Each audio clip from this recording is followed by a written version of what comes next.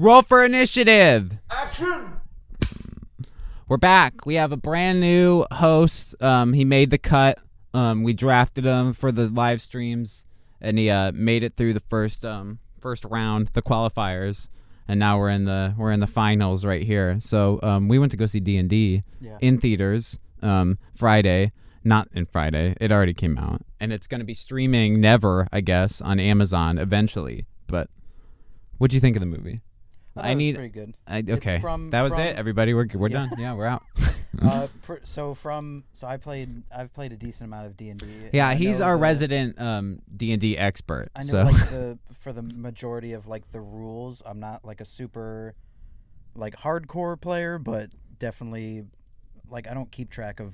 Oh, you shot 15 arrows. Well, now you got no arrows left. I don't give a shit about that. Yeah, you're a generous DM. It's I'm a generous lord. I'm not counting. The only thing you really count is like money. Right? Yeah. You don't count ammo or anything else like that. Okay, but the movie though. The movie from I'm probably gonna say it's like an 8 out of 10. Like, okay, they can't do so it's a turn-based game is D&D. They can't really do turn-based. No, but they did.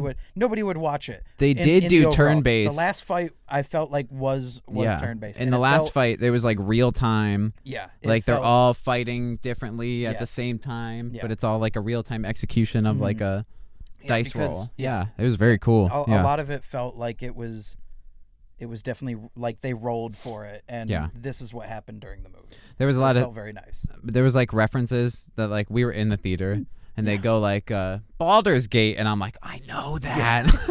I'm like, I know that one. Mm-hmm. And then like you were pointing out shit that like I had no idea was even a thing. I had called it out like the rust monsters. I called it out like 3 weeks before we saw the movie. I was like, well, they're not going to have like something where nobody's going to understand what it is. Yeah. Like, and then rust they had monsters. The displacer beast in the maze. Well, the thing is, like, they put it in, and probably half the people didn't understand what it was, but they're like fucking D&D monster or whatever. Yeah, random thing. But the fact is that I said rust monsters, and then literally they showed like up 15, 20 minutes in the movie. Yeah, they're eating a piece of armor, and it's like, holy shit, this is in the movie. I was like, oh, this is pretty cool. No, they like had when they were writing the script, they had all the handbooks open.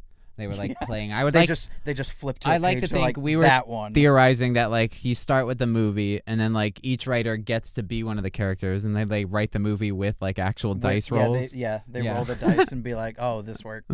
Like, oh, then we get this ending, you know, because we rolled this. That's how I do like 10 of these movies and just pick a different. Pick a different ensemble. Yeah, pick a different subtitle movie. And just do like just make it Neverwinter or like another fucking campaign or whatever. Anything. They can just invent anything. Yeah, I'd write them Tiamat. just by playing. Tiamat would be cool. I don't know what that is. It's a 5-headed dragon. Oh, okay, yeah, we did get a dragon in this. Yeah, the big super fat red dragon that made me think of our dog trying to climb out from under the bed. Yeah.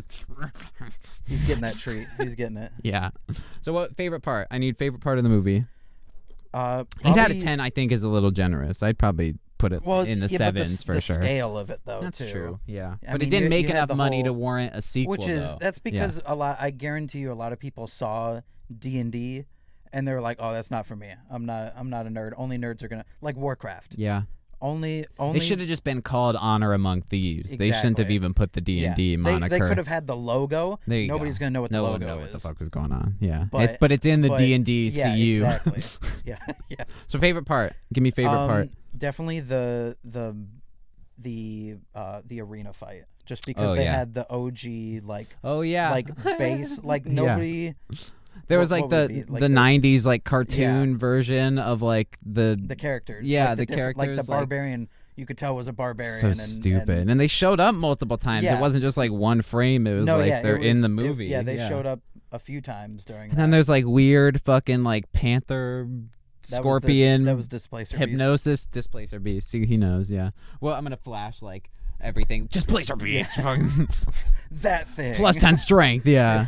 We got to set up. I'm having him set up a D&D game for all of us to play on our other shows on stream and all that stuff. So, I'd put it at like probably a 7. Honestly, my favorite part was the red dragon shit because it's just this fat ass dragon trying to escape. I didn't watch like any of the trailers either, so I had no clue it was. All right. he was a bit chunkier. That's fair. Yeah. I'm just being like, oh, they have to have a dragon. It's D&D. Yeah. The cast I like too. Chris Pine killed it. Justice Smith, who I normally don't like in things, he's in Jurassic World, and Michelle Rodriguez, who's in like the Fast series, which I don't like her like in anything she's in. I thought she did a really good job. She did all right. She's like a barbarian. Yeah, so she like talks dumb and like is like kind of dumb. And there was another time where I feel like they definitely rolled. So bards will have like bardic inspiration where they can boost a stat of one of their party members when they're getting like they like inspire or whatever. Yeah. When they're getting basically ready to be executed. Yeah.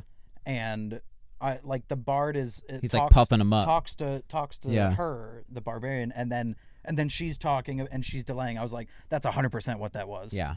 There was times where literally it was like, you know those 4D movies where it like tells you to hold up the thing to like smell it? Yeah. It's like I thought there was going to be like a dice graphic that showed up and it's like nat 20 or something where like you hear in the background just like a dice roll. Yeah. Like a rock. Something. Like a rock falling. I totally thought they were going to peel out to kids. Or something. Like where they just do the Stranger Things kids. Just peel out and it's the Stranger Things game they're playing. They view the board and then it goes right back in. They're like, see if they made it like a long movie. I wanted all the characters to stop. It peels out, and one of the kids is like, "I need to go to the bathroom." And they snack all like time. snacks break, and then it's just like they come back, and then it comes and back, and it goes right back into right back in. I needed that, or at least an end credit scene of them like pulling out, and it's like like a movie style, like it's not the real world, but it's kids playing. If it was like a 3-hour movie and they did like a 15-minute intermission, that's 100% how they would do it. That's 100% how they would do it. Yeah, but then it would have made even less money.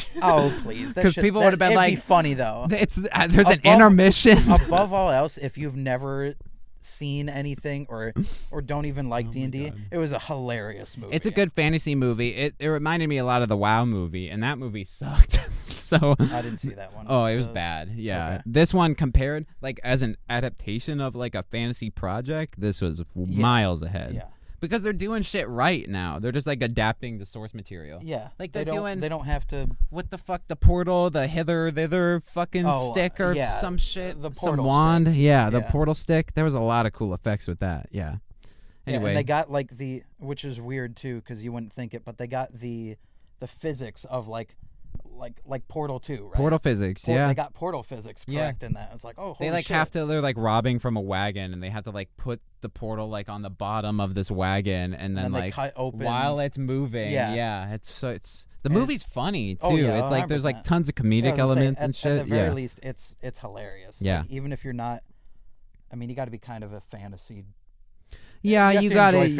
like if you like Game of Thrones. Yeah, honestly, this is like Game of Thrones. Like this is just wacky, comedic. It's Game wacky of Thrones, Game of Thrones. Yeah, zany, and more magic. Yeah, yeah, zany to the max. Yeah. That's our review for Dungeons and Dragons. All right, so 8 out of 10. Yeah, and I put it like 7.3 maybe. Yeah, put it in the 7s.